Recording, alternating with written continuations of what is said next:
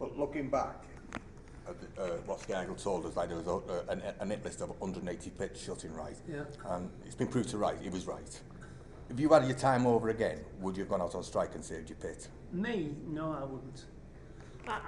I wonder how many pits Scargill was actually caused to close.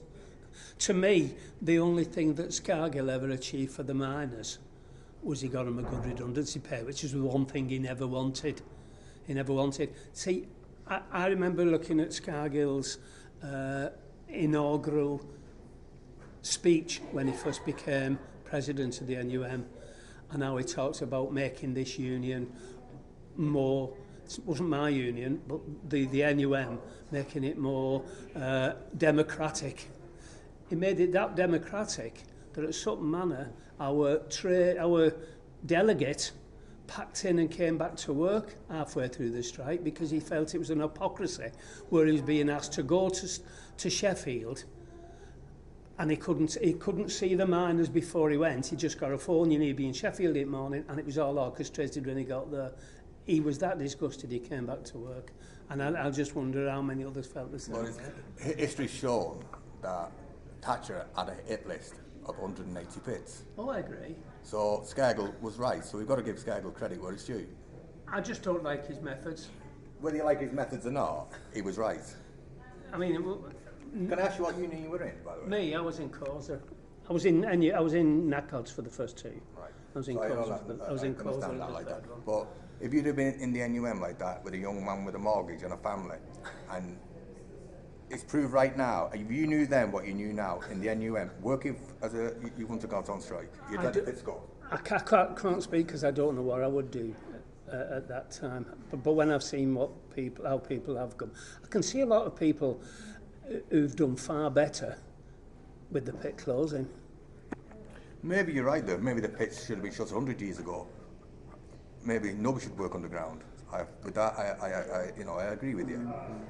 But I still say, if you knew then, working for the NUM, knowing there was 180 pits shutting, and don't forget, it's a knock-on effect. It wasn't just a pit that was shutting; it was a chain reaction.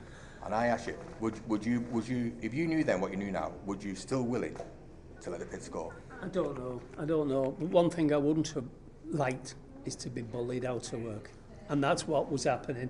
People were never given the choice. People were never asked. What we did, our branch of the union, we were the only democratic part. We said, for this area, they said, what are you doing? Are we going out on strike or are we working? We said, we will go along with whatever Lancashire votes. Lancashire voted to work, and we worked. And for us, that we were the only democratic part, apart from NACODS. That was different. If I said to you, like, if you'd done 30 years on the ground, 20 years on the ground, Yeah. and you're going out with a redundancy check, good luck to you, because I know what it's like to work on the ground. I said, good luck to you. Now, I believe in secret ballots, and I believe in democracy. What I don't believe is that a miner or a guy who's worked 25 years on the ground goes out with a paycheck with 30 grand and shuts the door on me as a young man who's got a mortgage to pay, who's had a good living for 25 years. That's not democracy. That's not right. But there was also people who lost their houses Not disputing that. during the strike. Not disputing that. I'm not arguing that. While I lost lots of things. other people were making a lot of money out of it. I lost lots of things. I'm just saying, it's not fair. Somebody's done 25 years underground, made a living, decent living, had the holidays, had the mortgages, had the nice cars, fed the kids, clothed the kids with good stuff. It's not fair that someday we're a ballot for jobs where you can say, right, give me 30 grand, shut the door, sod these. And that's why I don't believe in the ballot. The 30,000 etc. was only coming because Scargill wouldn't give them The point is, if you've done 25 years working underground, or 30 years working underground before the strike, they said, right, we're going to shut these pits, and you said, well, shut them, I've done my bit, you've had 30 years wages in your pocket. What about me? What about the young men who's coming up? I've got a mortgage to pay. But you wasn't interested in that. He was selfish. And I still say he was very, very selfish. I've got no axe to grind with anybody now. It's been a lot of water. No, but this is how you fire both But at the end of the day, sides. we're all brothers.